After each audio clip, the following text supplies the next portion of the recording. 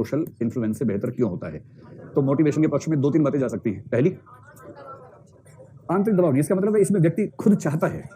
तो self effort, इसमें व्यक्ति अपने भीतर से ऐसी इच्छा रखता है, इस वजह से उसकी प्रोडक्टिविटी या उत्पादकता बढ़ जाती है और वो बेहतरीन परिणाम ले आता है। ये सिंपल सी बात है, अपना ही देखिए ना, जब तक आप स्कूल में थे, आप में से कुछ गोलू बच्चे होंगे जो अपने आप पढ़ते होंगे स्कूल में भी। ऐसे कितने बच्चे आपके जो स्कूल में होमवर्क अपने आप कर लेते थे रोज? लानत है आप लोगों पे, सच में लानत है आप लोगों पे। अगर आप स्कूल में भी होमवर्क खुद कर लेते थे तो फिर आप थे कब? फिर आप मतलब इंसान का बच्चा कब बने बेसिकली? आप लोग पैदाइशी पढ़ाकू और अच्छे बच्चे बन गए, आप पैदाइशी नागरिक हैं बेसिकली। आप लोग, आप मूल कर्तव्य पढ़ के ही आए थे, इसका मतलब ये कोई बात हुई? स्कूल में होमवर्क खुद कर रहे हैं, ये अच्छे बच्चे का लक्षण है? अच्छा, स्कूल से मोटिवेशन मिल गया था, चलो ठीक है। और ऐसे बच्चे जिन्होंने पूरा संघर्ष किया जिनके माता पिता ने, किंतु उसके बाद भी होमवर्क नहीं किया। संघर्ष माता पिता ने किया, मतलब आपने नहीं। हाँ, इन्हीं बच्चों से देश को उम्मीद है आगे। अब देखो असली सवाल अब है, वो बच्चे हाथ खड़ा करें जो स्कूल, अभी हाथ नीचे कर लो, अभी तो इन्होंने पहले से ऊपर ही रखा हुआ है कि जो भी आएगा फिर हाथ ऊपर ही रहेगा। पहले क्वेश्चन तो सुन लो भाई।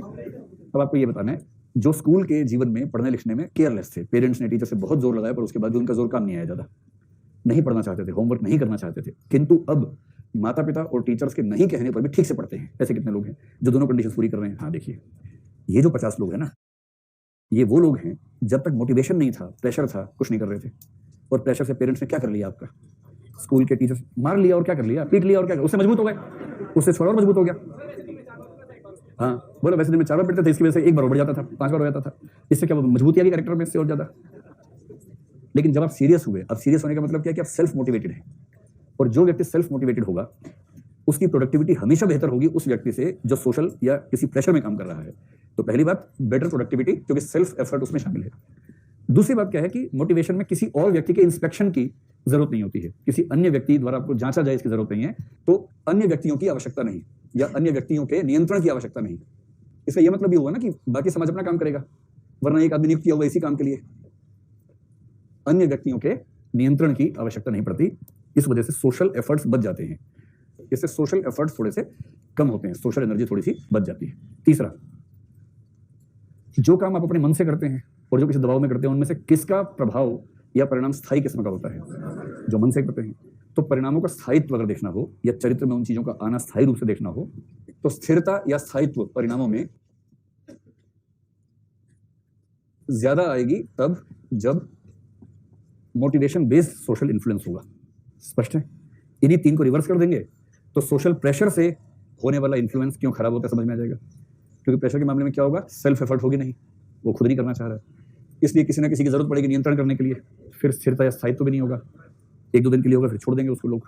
ठीक है, तो क्या मैं उम्मीद करूं कि पहला हिस्सा आप समझ गए हैं कि सोशल इन्फ्लुएंस क्या है, उसका महत्व क्या है, उसके 3 प्रकार हैं, तीनों प्रकारों में तुलनात्मक रूप से मोटिवेशन वाला सोशल इन्फ्लुएंस क्यों सबसे अच्छा माना जाता है। स्पष्ट एकदम?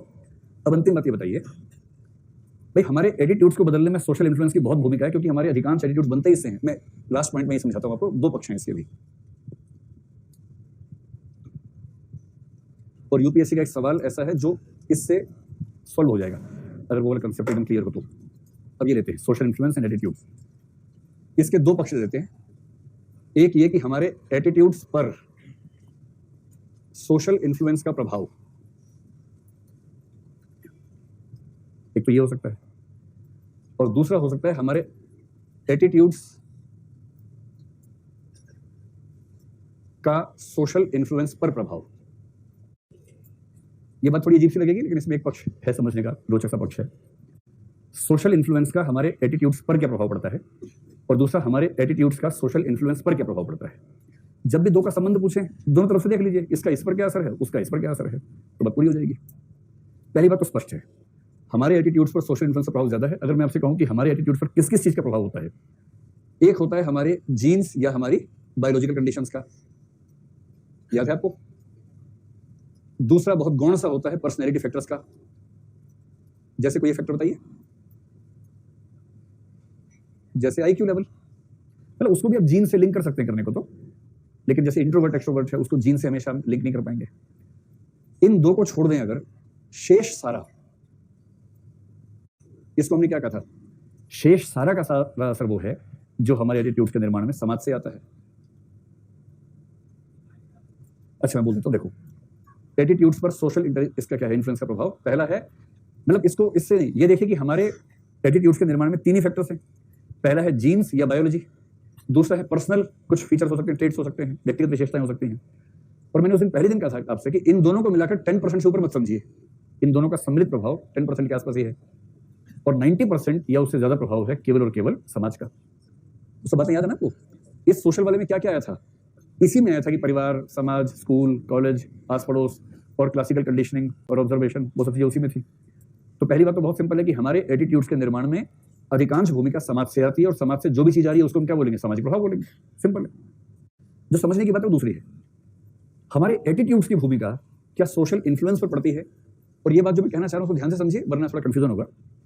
मैं ये कहना चाह रहा हूं कि मेरे एटीट्यूड्स कैसे हैं, इससे सोशल इन्फ्लुएंस पर तो क्या प्रभाव पड़ेगा। मतलब देखिए, मेरे एटीट्यूड्स का प्रभाव इस बात पर तो लगभग नहीं पड़ेगा कि समाज का आपके ऊपर क्या प्रभाव पड़ रहा है। बात समझ में आई? ऐसे हो रहा है। देखो, यूं समझो कि ये है समाज, ये है एक व्यक्ति, ये है दूसरा व्यक्ति, ठीक? अब ये मत कहना कि व्यक्ति समाज से बाहर कैसे निकल गया, है ना? ये मत कहना, अंदर कर देते हैं, वरना आप लोग इसी पे 4 दिन लगा देंगे कि बाहर निकले कैसे, पहले बताओ। तो ये समाज है, समाज के अंदर बहुत सारे, दो ही नहीं है और भी हैं, हमने 2 ढूंढ लिए हैं अभी, हम 2 की बात कर रहे हैं, ठीक? इसका नाम ए है और इसका नाम बी है। अब वाक्य को गौर से सुनिए। ए के एटीट्यूड्स का प्रभाव इस बात पर तो नहीं ही पड़ेगा कि सोशल इन्फ्लुएंस बी के एटीट्यूड्स को कैसे प्रभावित कर रहा है, लेकिन ए के एटीट्यूड्स कैसे हैं, इससे इस बात पे फर्क पड़ सकता है कि सोशल इन्फ्लुएंस ए को कितना प्रभावित कर पा रहा है। ये ठीक वैसे ही अगर आपके एटीट्यूड से खास किस्म के, तो नए विचार आएंगे ही नहीं, क्योंकि आपके एटीट्यूड से नए विचार के आने के रास्ते को पहले रोक दिया है। ये हो सकता है। तो अगर मैं इस चित्र को भूल के सिंपल सा बोलूं, समाज मुझे कितना प्रभावित करेगा, इसमें इस बात की भूमिका भी है कि मेरे एटीट्यूड समाज के प्रभाव